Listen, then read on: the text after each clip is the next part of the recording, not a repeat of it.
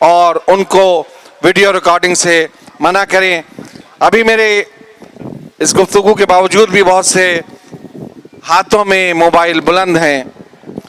کیا ہم حسینی ہو کے مکتب حسین پر بیٹھ کر، فرش اعضاء پر بیٹھ کر اتنی تنظیم، اتنا احترام میں نہیں کر سکتے؟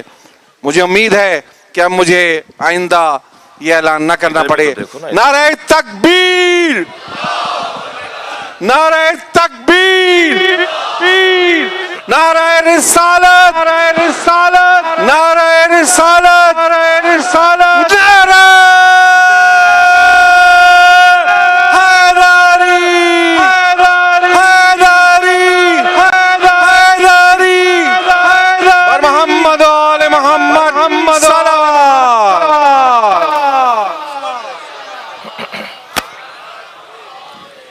فاتحہ۔ بسم اللہ الرحمن الرحیم، الحمد للہ رب العالمین، الرحمن الرحیم، مالک یوم الدین، ایاک نعبد و ایاک نستعین، اہدنا الصراط المستقیم، صراط الذین انعمت علیہم غیر المغضوب علیہم ولا الضالین، اللہم صل علی محمد وعلی اعوذ باللہ من الشیطان الرجیم، بسم اللہ الرحمن الرحیم، الحمد للہ الذی لا یبلغ مدحتہ القائلون ولا یحصی نعماءہ العادون ولا یعدی حقہ المجتہدون، الذي ليس لصفته حد محدود ولا نعت موجود ولا وقت معدود ولا أجل ممدود، فطر الخلائق بقدرته ونشر الرياح برحمته، والصلاة والسلام على الرسول المسدد المصطفى الأمجد المحمود الأحمد، سیدنا و مولانا و مولا الکونین جد الحسن والحسین عانی ابو القاسم محمد، اللہم صل علی محمد وآلہ الطیبین الطاہرین المعصومین الذین قال اللہ انما یرید اللہ لیذہب عنکم الرجس اہل البیت ویطہرکم تطہیرا۔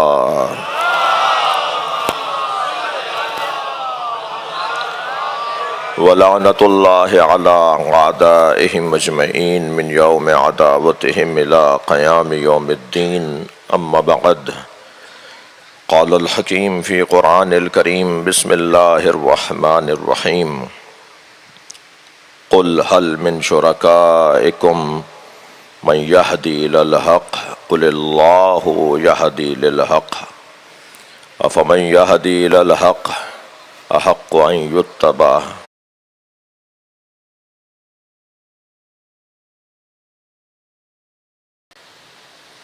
امن لا یہدی الی ان یہدی، کیا جو حق جان چکا ہے، حق پہچان چکا ہے، جو حق یافتہ ہے، جو حق تک پہنچ چکا ہے، اس کی اتباع کی جائے گی، یا اس کی کہ جو ابھی خود محتاج حق ہے، یا وہ جو ابھی محتاج ہدایت ہے، جو ہدایت پا چکا ہے اس کی اتباع ہوگی، یا اس کی اتباع ہوگی جو خود محتاج ہدایت ہے؟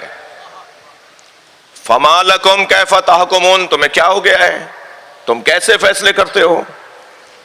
فیصلہ تو یہ ہونا ہے کہ جو حق تک پہنچ چکا ہے اس کی اتباع کی جائے، اور انہیں چھوڑ دیا جائے کہ جو ابھی محتاج حق ہیں، محتاج ہدایت ہیں۔ عزیزو، بحث ہماری گفتگو یہاں تک پہنچی کہ عقیدہ امامت اس قوم کے بنیادی، اساسی اور اصولی عقائد میں سے ایک ہے۔ یہ چھوٹا سا بچہ بھی اگر میں اس سے پوچھوں گا بتاؤ اصول دین کتنے ہیں، تو یہ چھوٹا سا بچہ جو ماں کی گود سے سیکھ کر آیا ہے، پہلے مدرسے سے جو اس نے پڑھا ہے، وہ یہ اور تعلیم سے زیادہ بہتر اور فرفر بتائے گا۔ مثلا اس بچے سے پوچھ لیا جائے کہ بیٹا اصول دین کتنے ہیں، تو یہ فوراً بتائے گا توحید، عدل، نبوت، امامت، قیامت. پھر ان سے پوچھ لیا جائے کہ بیٹا فروع دین کتنے ہیں تو یہ فرفر بتائیں گے: نماز، روزہ، حج، زکوٰۃ، خمس، جہاد، امر بالمعروف، نہی عن المنکر، تولا، تبرع. صلوات پڑھیں ذرا.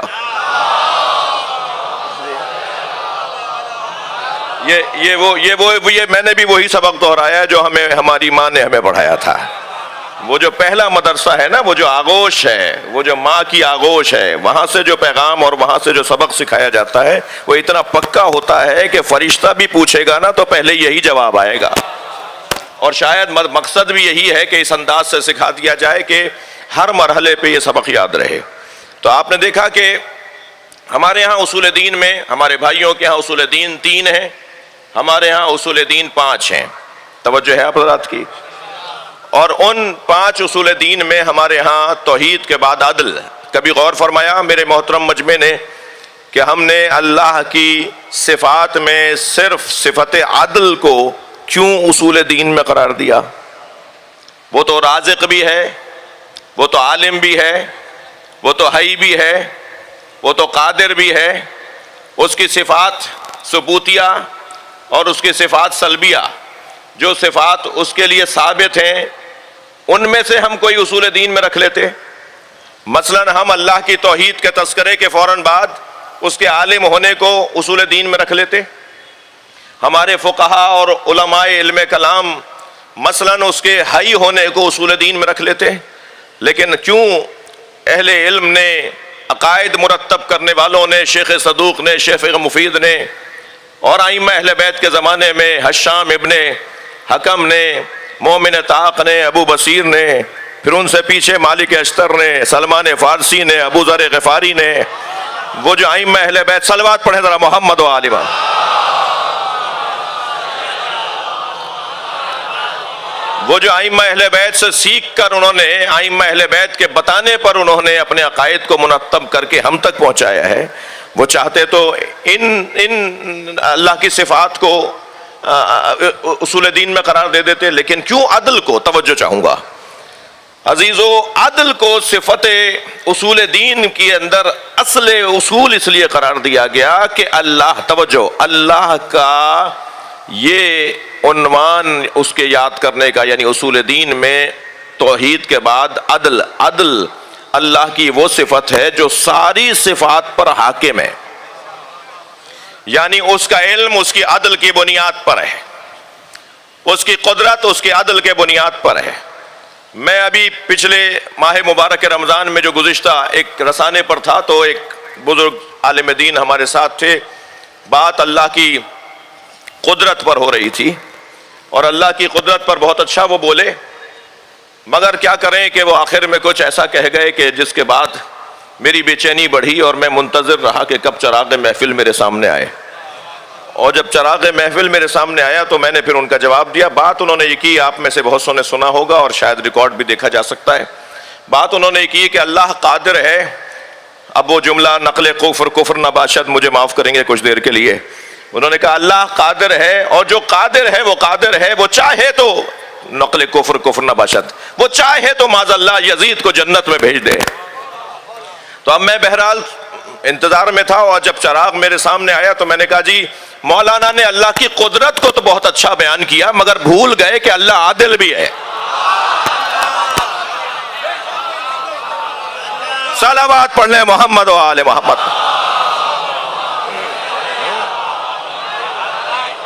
ایک اور بلند صلوات محمد و آل محمد.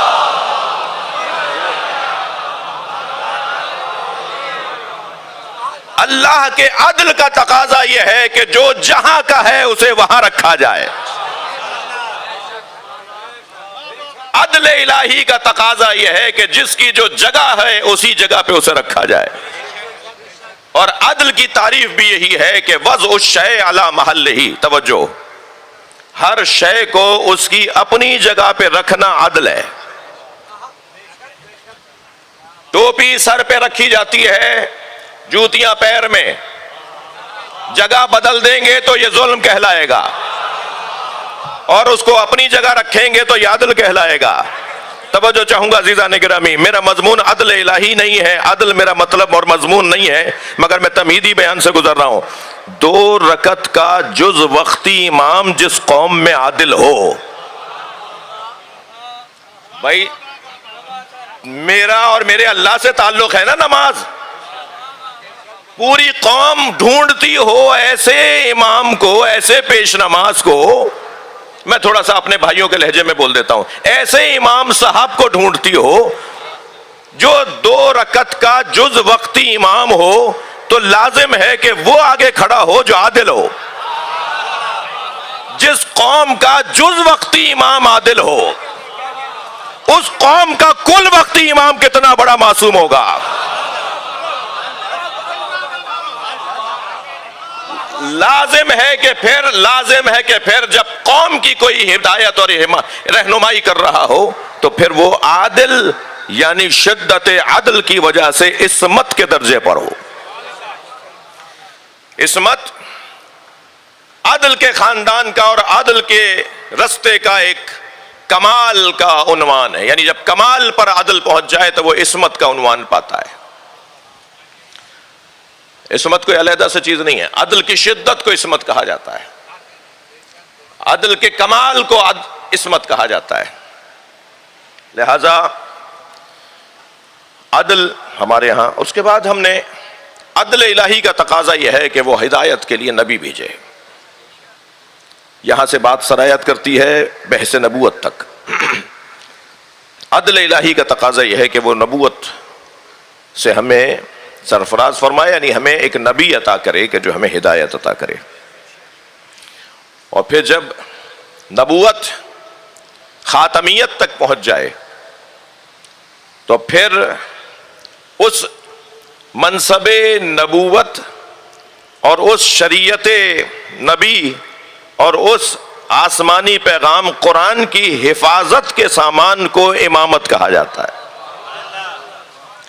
امامت منصب نبوت کی محنتوں کی حفاظت ہے, تحفظ ہے. جو کچھ آیا ہے اسے قیامت تک ایسے ہی لے جایا جائے کہ جیسا لایا گیا تھا. ایک لفظ استعمال ہوتا ہے میرے محترم سننے والوں, نبوت کا ایک لفظ استعمال ہوتا ہے رسالت کا, اور ایک لفظ استعمال ہوتا ہے امامت کا. ہادیان آسمانی کے لیے نبوت, رسالت اور امامت. نبوت کا کام ہے خبر پہنچانا, وما علینا الا البلاغ, مجھے جو کہا گیا تھا میں نے پہنچا دیا. نبی کا کام ہے خبر پہنچانا. نبوت ادارہ خبر رسانی ہے الہی. الہی نظام میں ادارہ خبر رسانی کو نبوت کہا جاتا ہے. اور پھر جب بات آ جائے اس سے زیادہ سنگینی کی تو پھر خبر سمجھانے کی بات آئے گی. تو رسالت کا کام ہے خبر سمجھانا. توجہ بڑھائیے گا, نبوت کا کام ہے خبر پہنچانا, رسالت کا کام ہے خبر سمجھانا, اور امامت کا کام ہے منزل تک لے جانا. جسے علم کلام کی زبان میں کہتے ہیں ایصال الی المطلوب, مقصد تک اور مطلب تک اور منزل تک لے جانا. ابھی منزل کہاں آئی ہے؟ قیامت باقی ہے. تو ابھی منزل نہیں آئی ہے تو امام کی ضرورت ہے. اب ہر دور میں ایک امام کی ضرورت ہے جو ایصال الی المطلوب کی ذمہ داری رکھتا ہو. نبی مکرم کے تمام تر پیغامات کو, سرکار دو جہاں کی پوری شریعت کو جیسے تھی ایسے محفوظ رکھے, اور امت مصطفیٰ کو وہاں تک لے جائے کہ جہاں تک پہنچنا امت کا مطلوب اور منظور ہے. یہ ہے امامت کا مقصد. امامت اسے ملے گی نہیں. اب میں کل کی بحث سے آج کی بحث جوڑ رہا ہوں. تھوڑی سی تاخیر مجھے ہوئی ہے آج, یعنی مجھے نہیں ہوئی ہے, میرے خطاب کو ہوئی ہے. تو یہ جو کل کی بحث تھی ہماری یہ تھی کہ اللہ امام گناہگار کو نہیں بناتا. بہت سیدھی بات کروں گا تاکہ بچے بھی میرے ساتھ چل سکیں. اللہ گناہگار کو امام نہیں بناتا. گناہگار ظالم ہوتا ہے مگر علی نفسہ ہی.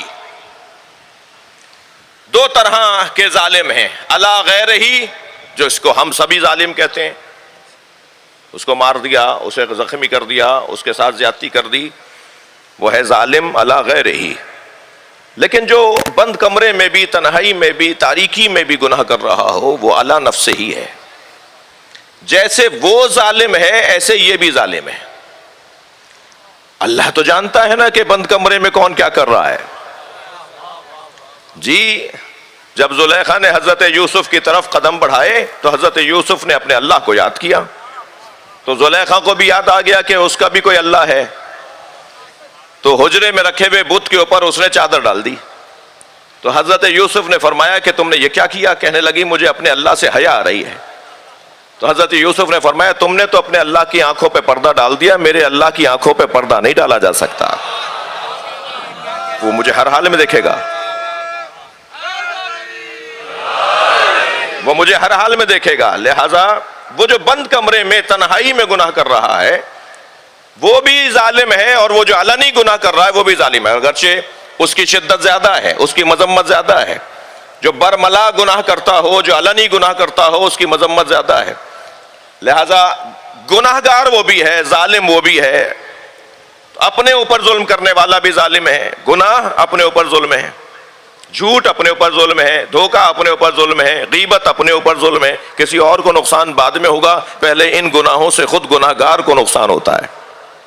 بس یہی اگر شریعت محمدی کا پیغام لے لیں نبی کے چاہنے والے تو معاشرے سے گناہوں کی کمی ہونا شروع ہو جائے۔ وہ جو اپنے اوپر گناہ کرنے والا ہے وہ بھی ظالم ہے، وہ جو گناہ کر رہا ہے، اپنے اوپر ظلم کر رہا ہے، وہ بھی ظالم ہے، وہ امام نہیں ہو سکتا۔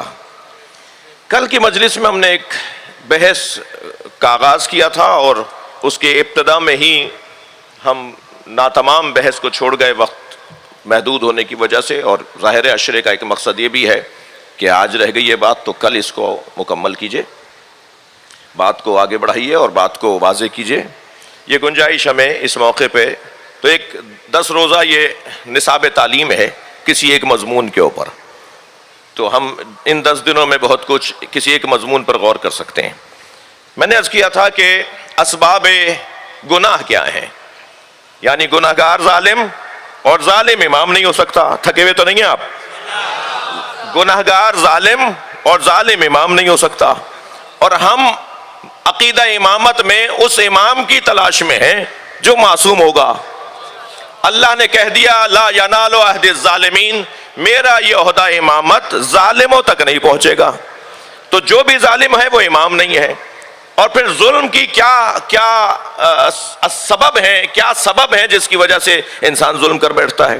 تو پہلا سبب کل جو بیان ہوا اسے تکرار نہیں کروں گا، کل آنے والوں کا وقت ضائع ہوگا، وہ ہے حسد۔ حسد سبب ہے ظلم کا۔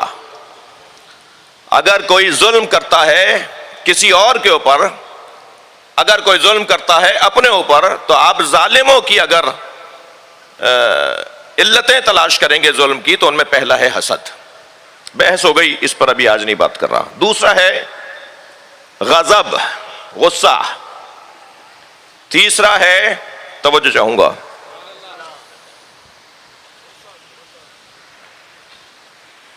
دوسرا ہے غضب، اور تیسرا ہے شہوت۔ یہ آج کی جو بحث ہے ہماری کہ حسد کے بعد ایک کیفیت ہے غضب کی۔ غضب یعنی غصہ، یہ ذاتی طور پر نہ برا ہے نہ اچھا ہے، یہ محل اور موقع بدلنے سے اچھا ہو جاتا ہے اور محل اور موقع بدلنے سے برا ہو جاتا ہے۔ پہلے تو ذہن میں رہے کہ جسے غصہ نہیں آتا وہ بیمار ہے، اور وہ بھی بیمار ہے جس کا غصہ کنٹرول میں نہیں رہتا۔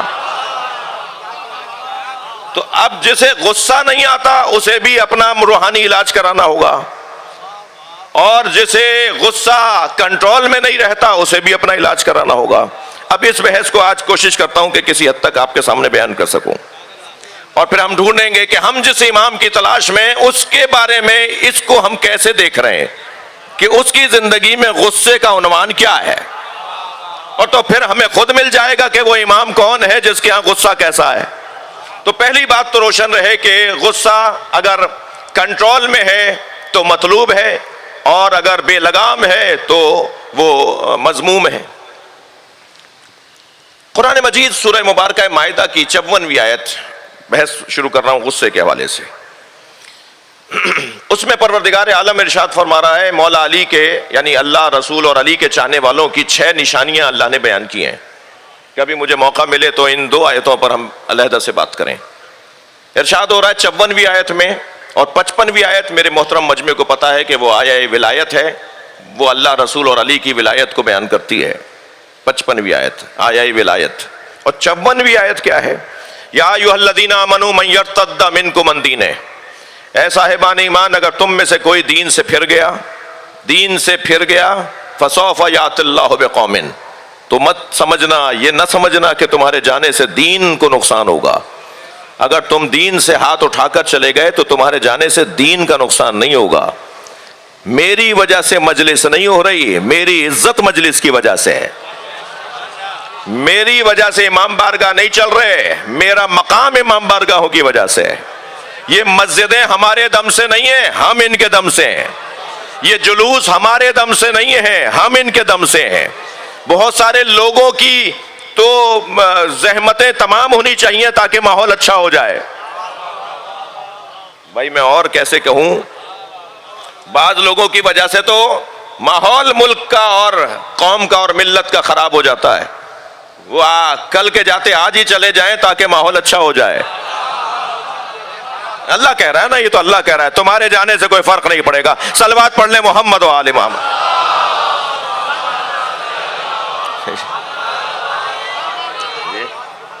میں یرتد منکم عن دینہ، اے صاحبان ایمان، اچھا بات مومنوں سے ہو رہی ہے، بات مومنوں سے ہو رہی ہے۔ اے صاحبان ایمان اگر تم میں سے کوئی دین سے پھر گیا فسوف یأتی اللہ بقوم، تو اللہ ایک اور قوم کو لے آئے گا جن میں یہ 6 صفتیں ہوں گی۔ علی والے نشانیوں کے ساتھ جیتے ہیں، علامتوں کے ساتھ جینا ہی تو ہنر ہے۔ بھیڑ میں گم ہو جانے والا علی والا نہیں ہوتا، مجمع میں ممتاز نظر آنے والا حیدری ہوا کرتا ہے۔ میں کیا کروں کہ میں نشانیوں کے ساتھ زندگی گزاروں؟ میں ان بچوں جوانوں سے جو مجلس میں اکثریت میں بیٹھے ہیں ان سے گزارش کر رہا ہوں، اپنی نشانیوں کو گم نہ کرنا۔ جو قومیں نشانیاں بھلا دیتی ہیں وہ قومیں جلدی مٹ جاتی ہیں۔ یہ علم تمہاری نشانی ہے، یہ کالے کپڑے تمہاری نشانی ہے، یہ ماتم تمہاری نشانی ہے، یہ عزائے حسین تمہاری نشانی ہے۔ اپنے آپ کو بھلا دینا، علم کو نہ بھلانا۔ یہ قرآن ہماری، اللہ کے کرم سے ہمارے پاس جو قرآن جیسی دولت اور نعمت ہے، یہ ہماری نشانی ہے۔ یہ محبت اہل بیت ہماری نشانی ہے۔ صرف ایک جملہ کہتا ہوا گزر رہا ہوں، اگر اسے میرے سوشل میڈیا کے ایکٹیوسٹ لوگ اسے پھیلانا بھی چاہیں تو میری طرف سے اجازت ہے۔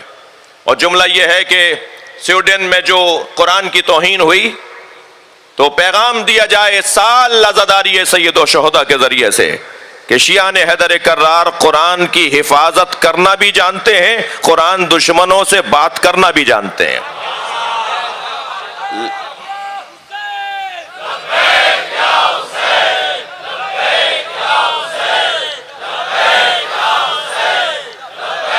میرا پیغام یہ ہے کہ اہتمام کریں، ہمارے تمام عزائی ادارے، ہماری تنظیمیں، پاک محرم ایسوسی ایشن کے دوستوں سے بھی اپیل کر رہا ہوں کہ 9 محرم کے جلوس میں، 10 محرم کے جلوس میں شیشے کے باکس میں ایک رائے ہے، اس سے اچھی رائے آپ کے پاس ہوگی۔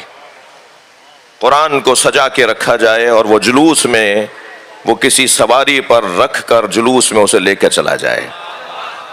اور اس سال کی عزاداری میں عزادار قرآن کے احترام کا اظہار کر کے بتائیں کہ ہم اپنی جانوں سے زیادہ اپنے عقیدے کو رکھتے ہیں۔ لہذا قرآن کو اس وقت عراق اور ایران اور بحرین اور قطر اور کویت کے اندر اس موضوع پر باتیں ہو رہی ہیں شیعہ برادری میں، کیونکہ عزاداری کے میزبان آپ ہیں، میں اس لیے شیعوں سے بات کر رہا ہوں۔ اہتمام ہو رہا ہے، وہاں جلوسوں میں تیاری کی جا رہی ہے کہ قرآن کو کس انداز سے اظہار کیا جائے کہ پوری امت سنی شیعہ قرآن کے احترام پر متفق ہے۔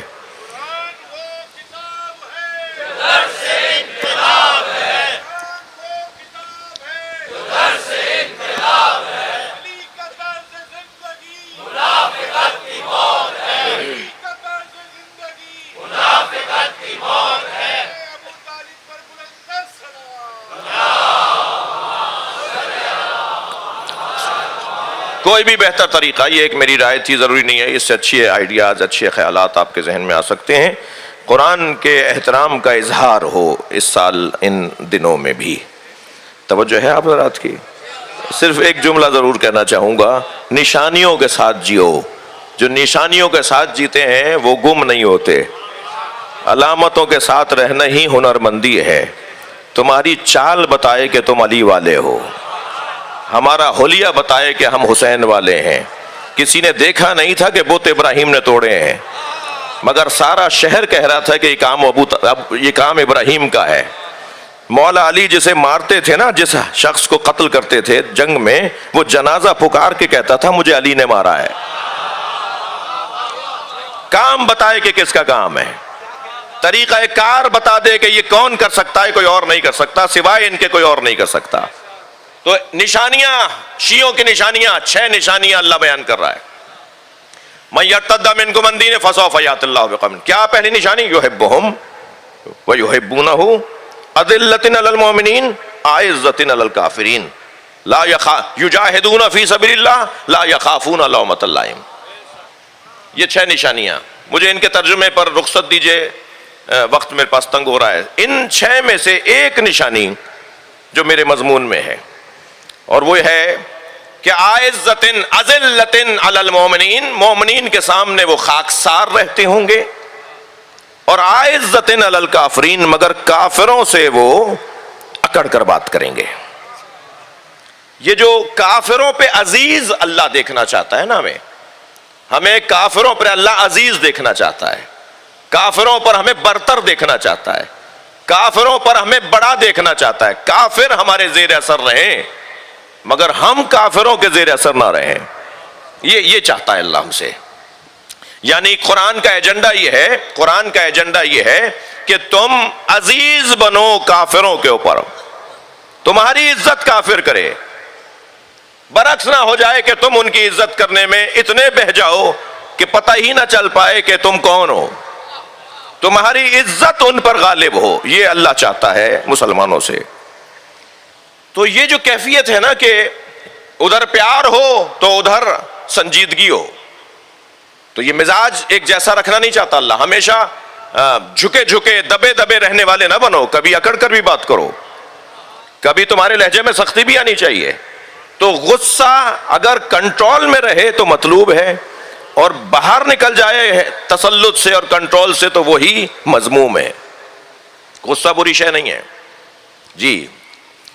سب سے پہلے توجہ چاہوں گا، قرآن کی زبان میں غصے کی تاریخ میں منظر ایک عجیب نظر آ رہا ہے۔ معصوم ہوتے ہوئے گھونسا مار رہے ہیں حضرت موسیٰ،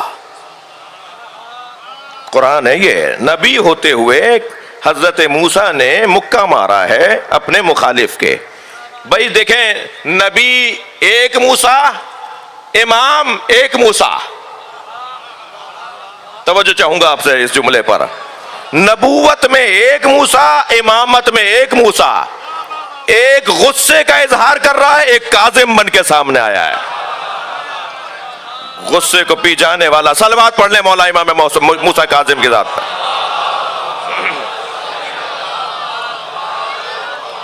تو یہ دونوں کیفیتیں ائمہ اہل بیت کے ہاں، یہ دونوں کیفیتیں مولا کائنات کے ہاں۔ آپ نے دیکھا کہ سینے پہ چڑھنا غصہ تھا، سینے سے اترنا بھی غصہ تھا، وہ اس پر قابو تھا اور یہ اپنے آپ کو قابو میں رکھنا تھا۔ تو جب انسان اپنے اس کیفیت کو کنٹرول میں رکھے تو وہ مطلوب ہے۔ میں نے کل عرض کیا تھا کہ نبی مکرم سے جب کسی نے کہا کہ میں آپ کے غصے والی کیفیت کے بھی جملے لکھ لوں، تو حضرت فرمایا ما اقول الا الحق، میں حق کے علاوہ تو بولتا ہی نہیں ہوں، میں جو بولتا ہوں وہ حق بولتا ہوں۔ عزیزان گرامی، اگر سنبھل کے سنے تو ایک جملہ کہوں، جناب زہرا کا غصہ نہ ہوتا تو نظریہ امامت روشن نہ ہوتا۔ سیدہ کا غصہ معیار بنا دیا نبی مکرم نے۔ من ارضاہا فقد ارضانی، جس نے اسے راضی کیا اس نے مجھے راضی کیا، اور جس نے سیدہ کو غصہ دلایا، نبی مکرم فرما رہے ہیں جس نے سیدہ کو رنجیدہ کیا اس نے مجھے رنجیدہ کیا. اتنے اہتمام کے ساتھ غدیر میں علی کی ولایت کا اعلان ہوا تھا. بنتا ہے نا کہ سیدہ غصہ کریں. سیدہ کا غصہ ولایت علی کی خاطر. عزیزان گرامی، یہ در حقیقت عصمت اور امامت کے عنوان میں ایک روشن مضمون ہے کہ جسے یوں کہا جائے کہ غصہ اللہ کی خاطر ہونا چاہیے. شاعر دو بسروں میں کہتا ہے کہ کبھی خیبر ہے ہاتھوں پر، کبھی رسی گلے میں ہے. جہاں جیسی ضرورت تھی وہاں ویسی شجاعت ہے. وہاں وہ طریقہ اور یہاں یہ طریقہ، یہ غضب. تیسرا عنوان، کیونکہ آج اس بحث کو میں مکمل کرنا چاہوں گا، تیسرا عنوان جو ظلم کرواتا ہے اور ظالم امام نہیں ہوتا، وہ ہے ہرس. حسد، غضب، ہرس، شہوت. کل بھی میں نے دہرایا تھا. تیسرا عنوان ہے ہرس، حریص، لالچ. یہ ظلم کرواتی ہے. مگر ایسے ہی جیسے غصہ ہے ایسے ہی ہرس بھی ہے. یہ متعلق کی وجہ سے قابل تعریف بنتی ہے صفت اور قابل مذمت بنتی ہے. مثلا اگر کہہ دیا جائے زید حریص علی الدنیا، زید دنیا کا حریص، تو یہ مذمت ہو رہی ہے. اور اگر کہہ دیا جائے زید حریص علی العلم، زید علم کا حریص، تو یہ تعریف ہو رہی ہے. تو دیکھا جائے گا کہ ہرس کس کے ساتھ، کس کی ہرس، کس کی طلب، کس کی خواہش. اگر خواہش بری چیز کی ہے تو ہرس بری، خواہش اگر اچھی چیز کی ہے تو ہرس اچھی. ایسے ہی ہے. میں اپنی بات کو مضبوط بنا لیتا ہوں. سرکار دو جہاں کی تعریف میں آپ کی سیرت کو اللہ نے جو قرآن میں بیان کیا ہے، اس میں ایک بڑی حسین روشن آیت، لقد جاءکم رسول من انفسکم، بتحقیق تم ہی میں سے میرا رسول آ چکا، عزیز علیہ ما عنتم، جس کی پہلی صفت یہ ہے کہ وہ تمہاری پریشانیوں میں پریشان رہتا ہے. اس کی دوسری صفت یہ ہے کہ حریص علیکم، وہ تمہارا حریص ہے. اچھا، نبی ہمارے حریص ہیں. یہ قرآن ہے بھائی. جب میں نے کہہ دیا قرآن ہے تو پھر بحث یہ ہوگی کہ اس کو سمجھنا ہے. یہ بحث نہیں ہوگی کہ یہ کہاں سے لے آئے. اب اگر کوئی قرآن کے بارے میں بھی یہ سوچتا ہے یہ کہاں سے لے آئے، تو پھر اسے ڈھونڈنا ہوگا وہ کہاں سے آیا ہے. جو قرآن پہ ہی شک کر بیٹھے، یہ قرآن کی آیت ہے، حریص علیکم، میرا نبی تمہارا حریص ہے. کیا مطلب ہے قرآن لفظ حریص؟ کیونکہ صفت ہرس اگر اچھی چیز سے جڑ جائے تو وہ اچھی، بری چیز سے جڑ جائے تو وہ بری. ہمارے نبی معاذ اللہ ہمارے مال، ہماری تعریف، ہمارے نعروں کے محتاج اور ضرورت مند اور خواہش مند نہیں ہیں، اور طالب نہیں ہیں، اور خواہش نہیں رکھتے ہیں، بلکہ ہماری ہدایت کے خواہش مند ہیں. میرا نبی تمہیں ہدایت یافتہ دیکھنا چاہتا ہے. میرا نبی تمہیں اچھا انسان دیکھنا چاہتا ہے. میرا نبی تمہیں ترقی یافتہ دیکھنا چاہتا ہے. کرکٹ کی ٹیم جب وطن واپس آئے تو وزیروں کو استقبال کے لیے جانا چاہیے صحیح. کرکٹ کی اور ہاکی کی ٹیم جب پاکستان واپس آئے تو وزیروں کو استقبال کے لیے جانا چاہیے صحیح. مگر کوئی تعلیم کمپیوٹر میں، فزکس میں، کیمسٹری میں، میتھ میں، کسی اور مقابلے میں دنیا سے گولڈ میڈل لے کر طالب علم جب پاکستان واپس آئے تو وزیر تعلیم صاحب کہاں ہوتے ہیں؟ ہمارے ادارے کہاں ہوتے ہیں؟ کوئی استقبال کرنے کے لیے نہیں جاتا. جہاں کھیل کی دنیا میں مسلمان کو ترقی یافتہ دیکھ کر نبی کی روح مبارک خوش ہوتی ہوگی، وہاں اس سے زیادہ نبی کی روح مبارک اس وقت خوش ہوگی کہ جب نبی کا امتی اچھا تعلیم یافتہ ہوگا اور تعلیمی دنیا میں کوئی کارنامہ کر کے دکھائے گا. مگر ہمارے ہاں المیہ یہ ہے کہ ابھی پچھلے دنوں ایک جوان عالمی سطح کے مقابلے میں گولڈ میڈل لے کر آیا. اس کے اپنے گھر والے اسے لینے گئے. وہ اپنا میڈل، وہ اپنا ٹرافی اٹھا کر اکیلا باہر آ رہا تھا. ہماری مملکت کے لوگوں کو نہیں پتا تھا کہ کوئی کارنامہ کر کے پاکستان واپس آیا ہے. بلکہ میں اگر اس کا نام بتا دوں گا تو شاید اسے مار بھی دیا جائے. ہمارے ہاں تو یہ المیہ ہے کہ پڑھے لکھے لوگوں کو یا ملک سے باہر جانا ہے یا پڑھے لکھے لوگوں کو مر جانا ہے. جی نبی ہماری ترقی کے حریص ہیں, نبی ہمیں ترقی یافتہ دیکھنا چاہتے ہیں. میرے عزیزوں, میرے محترم سننے والوں, وہ کسی سے کیا ہرس کرے گا جو سویا تھا تو نفس رسول تھا, اٹھا تو نفس اللہ بن گیا. صلوات پڑھ لیں محمد و آل محمد پر.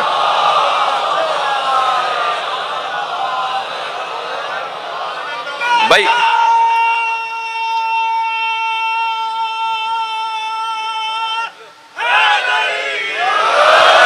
وہ علی کس سے کیا ہرس کریں گے, وہ علی کس سے کیا چاہیں گے. توجہ چاہ رہا ہوں کہ جس سے اگر روٹی کا ٹکڑا مانگا جائے, توجہ, اور وہ قمبر سے کہیں کہ قمبر روٹی دے دو, اور قمبر کہیں مولا روٹی تو اونٹ کے اوپر لدے ہوئے سامان میں بندھ گئی, تو حضرت نے فرمایا اونٹ کہاں ہے؟ مولا اونٹوں کی قطاروں میں ہے, اونٹوں کی قطار میں ہے. میرے مولا نے فرمایا پوری قطار دے دو. جیسے ہی میرے مولا نے ایک روٹی کا ٹکڑا مانگنے والے کو اونٹ کی پوری قطار دینے کا کہا نا, قمبر ایک اونٹ پہ بیٹھے ہوئے تھے, کود کے نیچے آ گئے, کہنے لگے کہیں مجھے نہ بخش دے. وہ علی ابن ابی طالب جو ایک روٹی کا ٹکڑا مانگنے پر اونٹوں کی قطار دے دیتا ہو, وہ تمہارے مال سے کیا ہرس کرے گا. وہ علی ابن ابی طالب جو حضرت ابو ذر غفاری اور مقداد علیہ السلام کے کہنے پر مٹی کو سونا بنا دے, وہ اس بنیاد پر کسی کے ساتھ کیا معاملہ رکھے گا. مولا میرے گھر میں فاقے ہیں, مقداد صبر کرو. مولا متعلقین ہے, فرمایا سامنے مٹی کا ڈھیلا پڑا ہے, اٹھا کے لاؤ. مقداد مٹی کا ڈھیلا اٹھا کے لائے. مولا نے فرمایا اس پہ کہو یا علی. میرا مجمع میرے ساتھ ہے. مولا نے فرمایا اس مٹی کے ڈھیلے پہ کہو یا علی, اس میں اعظم ہے علی, مولا علی کا نام اس میں اعظم ہے. مقداد نے جیسے ہی مٹی کے ڈھیلے پہ کہا نا یا علی, وہ سونے میں تبدیل ہو گیا. فرمایا جاؤ اسے فروخت کرو اور جا کے اپنے بچوں کے لیے, اپنے خاندان کے لیے, گھر والوں کے لیے کھانے پینے کا انتظام کرو. مقداد نے ایک پتھر اٹھایا اور اسے توڑنا شروع کیا. ریزہ ریزہ کر کے ایک چھوٹی سی سونے کی ڈلی اٹھائی, باقی سونا چھوڑ دیا. مولا کو سلام کر کے جانے لگے. مولا علی کی آواز آئی, مقداد سونا چھوڑ کے جا رہے ہو؟ تو مڑ کے دیکھا, کہا مولا میرے آج کے لیے کافی ہے. بھائی ایک شیعہ کو کیسا ہونا چاہیے, علی مولا سے بار بار مانگنے کا مزہ کیا ہے, یہ کوئی اور ہمیں کیا بتائے گا. میرے مولا نے فرمایا مقداد لے جاؤ, تمہارے کل کے کام آئے گا. اب جملہ سنیں ایک علی کے چاہنے والے کا. فرمایا مولا کل کی فکر وہ کرے جس کے پاس آپ جیسا مولا نہ ہو.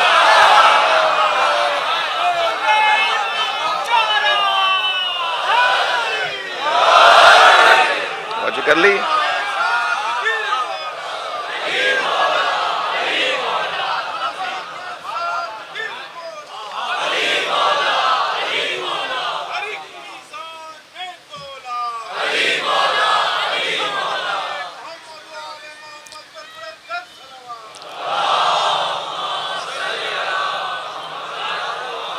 بھائی وقت تنگ ہے, مگر میرے پاس یہ میری اپنے ہاتھ کی گھڑی تو کام کر رہی ہے, تو بہرحال مجھے اندازہ ہے کہ وقت تنگ ہے, مگر میرا دل کہہ رہا ہے کہ ایک منزل اور آگے آئی ہے. جی ہرس ہے نا, وہ ہرس سبب ظلم ہے, اور ظالم امام نہیں ہوتا جس علی نے دنیا کو 3 طلاقیں دے دی ہوں. وہ کسی کے مال کی طرف کیا دیکھے گا. فرماتے ہیں قد طلقتک ثلاثا لا رجعت فیہا, اے دنیا جا, میں نے تجھے 3 طلاقیں دے دی, اب تجھے حق رجوع بھی نہیں ہے. مجھے اجازت دیجئے کہ اس بحث کو اگر ضروری سمجھتے ہیں تو کل تھوڑی سی اس بات کو پر تھوڑی دیر آپ کے ساتھ رکوں, کیونکہ ایام کریا ازاری کے اور پرسے کے ہیں, اور وقت بہت تنگ ہو گیا, اور مجھے آپ اجازت دیں کہ ہم کربلا چلیں. چلیے میرے ساتھ اپنے ذہنوں کو کربلا لے چلیے. آج 3 محرم کا سورج غروب کرنے کو ہے. کربلا 2 محرم کو حسین نے بسا لی، نہر کے کنارے خیمے لگ گئے، ساری بیویاں اپنے اپنے خیموں میں آ چکی، چھوٹے چھوٹے بچوں کو پتا ہے کہ اب یہی میرا خیمہ ہے، مگر عزادارو ایسے میں اگر کوئی لشکر آ جائے اور اس کا مطالبہ یہ ہو کہ خیمے حسین کے خیمے نہر سے ہٹائے جائیں، تو وہ عباس جو 36 سال سے کربلا کا انتظار کر رہے تھے، جب کبھی میرے مولا عباس نے تلوار کھینچنا چاہی تو کبھی امام حسن فرماتے تھے، کبھی امام حسین فرماتے تھے عباس یہ بصرہ ہے کربلا نہیں ہے، عباس یہ مدینہ ہے کربلا نہیں ہے، عباس یہ مکہ ہے کربلا نہیں ہے۔ ماں گود میں لوری ہی یہ دیتی تھی، عباس کربلا، عباس کربلا۔ جسے پاؤں پاؤں چلاتے ہوئے جناب زینب یہی پڑھاتی تھی، عباس کربلا۔ وہ جو کربلا کا انتظار اپنے ماں کی گود سے کر رہا تھا، اب اگر کوئی اس سے کہے کہ خیمے ہٹا دو تو وہ تو کربلا کے انتظار میں تھے، وہ آج بتائیں گے تمہیں کہ عباس اور کربلا کیا ہے۔ کہ ایک مرتبہ شمر کی طرف سے پیغام آیا کہ حسینی خیموں کو نہر کے کنارے سے ہٹایا جائے، اگر انہوں نے خیمے نہیں ہٹائے تو ہم خود اکھاڑنے آ رہے ہیں۔ کہ ایک مرتبہ حضرت عباس نے تلوار سے زمین پر خط کھینچ دیا اور تنہا اس طرف کھڑے ہو گئے اور فرمایا کسی میں جرأت ہے تو خط پھاند کے دکھائے، کسی میں جرأت ہے تو خط پھاند کے دکھائے، خط سے اس طرف آ کے دکھائے۔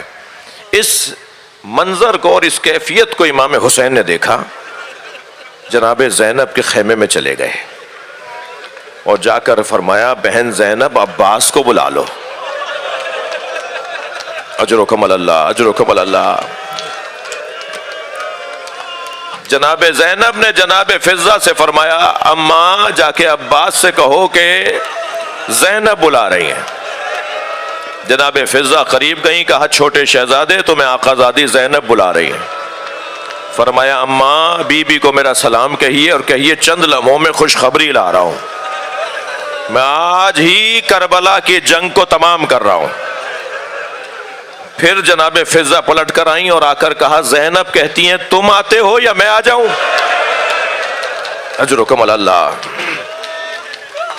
بس یہ جملہ سنا، تلوار نیام میں رکھی، خیمے کی طرف پلٹے۔ جب خیمے میں داخل ہوئے تو کیا دیکھا؟ امام حسین جناب زینب کے برابر میں کھڑے ہیں۔ بڑھ کر سلام کیا اور بس ایک سوال کیا، مولا خیمے ہٹا دوں؟ امام حسین نے بھی اپنے چہرہ مبارک سے اشارے میں کہا ہاں ہٹا دو۔ اجرکم اللہ، اجرکم اللہ۔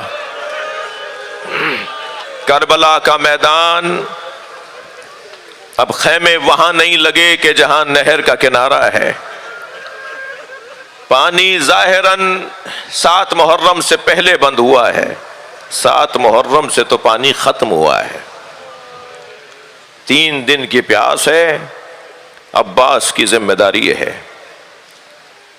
عزیزو، روایات عزائے بر صغیر کے مطابق آج میں آپ کو حسین مولا کے اس صحابی کی یاد میں رکھنا چاہتا ہوں جس کے آنے پہ زینب کبریٰ نے انہیں سلام بھیجا تھا۔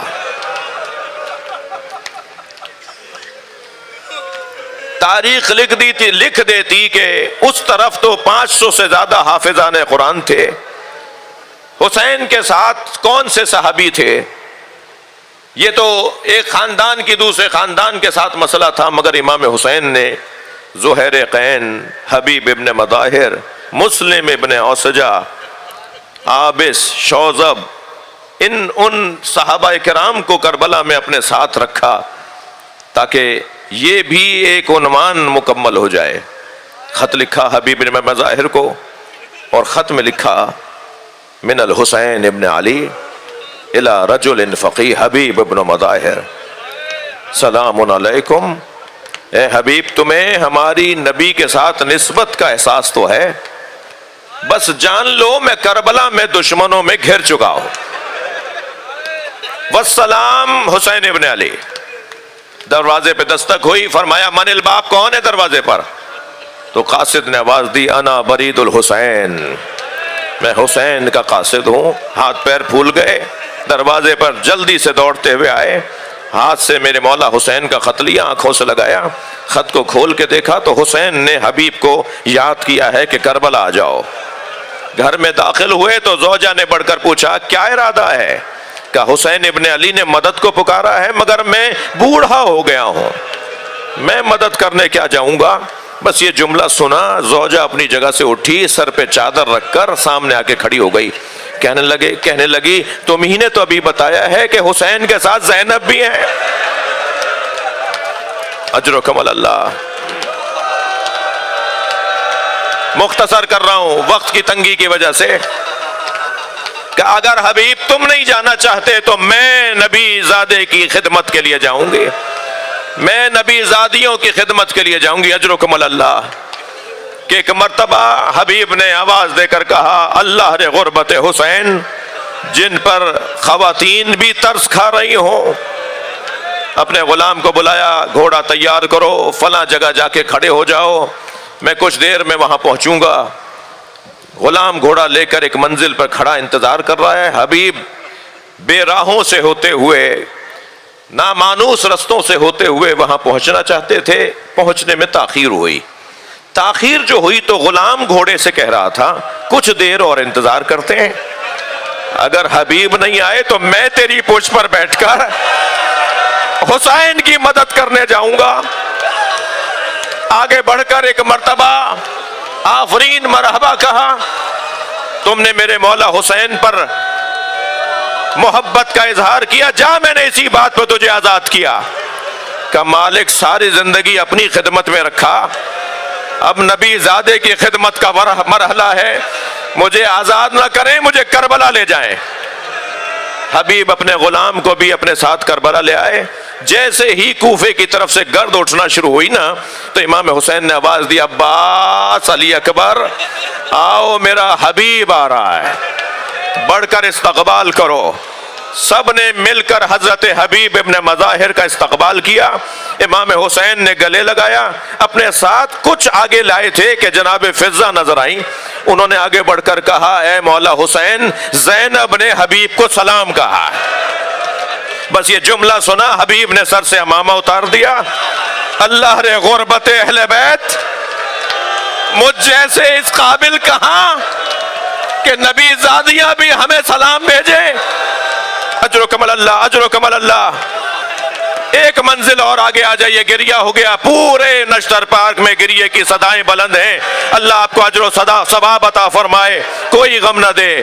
حبیب ابن مظاہر جب امام حسین سے اجازت لے کر گئے ہیں نا اپنی قربانی کے لیے, جہاد کرنے کے لیے, تو امام حسین نے خود رخصت کیا ہے. اور جب حبیب کا سلام آخر آیا, 80 ضعیفی میں 80 دشمنوں کو فنار کیا حبیب نے. اور جب خود حبیب زخموں سے تاب نہ لاتے ہوئے زمین کربلا پہ گرے اور امام حسین کو سلام آخر کہا, تو خود امام حسین لاشا اٹھانے بڑھے اور ایک جملہ کہتے ہوئے بڑھے, یا اللہ میں گواہی دیتا ہوں یہ حافظ قرآن تھا, یا اللہ میں گواہی دیتا ہوں یہ قاری قرآن تھا, یا اللہ یہ قرآن بہت سرعت کے ساتھ پڑھتا تھا اور عامل قرآن تھا. میرے مولا حسین حبیب کا لاشا گنج شہیدہ میں لے آئے. بہت گریہ ہو گیا عزادارو, میرے حصے کا بیان مکمل ہو گیا. حبیب ابن مظاہر کا ایک بیٹا قاسم ابن حبیب ابن مظاہر, وہ کربلا میں اپنے بابا کے ساتھ اس لیے نہیں آیا کہ جس وقت حبیب آ رہے تھے وہ مسافرت پر تھا, اور جب واقعہ کربلا گزر گیا تب اسے احساس ہوا کہ میرے بابا بھی شہید ہو گئے, حسین بھی مارے گئے. لیکن جب یہ قافلہ اسیروں کا قافلہ, نیزوں کی انیوں پر سوار کٹے ہوئے سروں کا قافلہ مختلف شہروں سے گزرنے لگا, اور جب یہ کوفے کو گزار کر آگے بڑھے تو ایک صحرا سے یہ قافلہ گزر رہا تھا. قاسم ابن حبیب نے اپنے 10 نوجوان دوستوں کے ہمراہ قافلے پر حملہ کیا اور اپنے بابا کا سر خولی کے ہاتھ سے چھیننے میں کامیاب ہوا. اور سر لینے کے بعد جو جگہ جگہ دوست لڑ رہے تھے نا، انہیں آوازیں دینے لگا واپس چلو، میں نے اپنے بابا کا سر لے لیا۔ جس کا جوان بیٹا زندہ ہو اس کے باپ کے سر کو کوئی ایسے نہیں لے جا سکتا۔ یہ آواز امام سجاد کے کانوں میں آئی، اپنی ہتھکڑیاں بیڑیاں سنبھالی، آواز دی السلام علیکہ یا ابا عبداللہ۔ بابا کسی جوان بیٹے کے لیے یہ گرا ہے کہ اس کے بابا کا سر نیزے کی ہنی پر ہو۔ آپ کا بیٹا مشیت کا پابند ہے۔ الا لعنت اللہ علی القوم الظالمین۔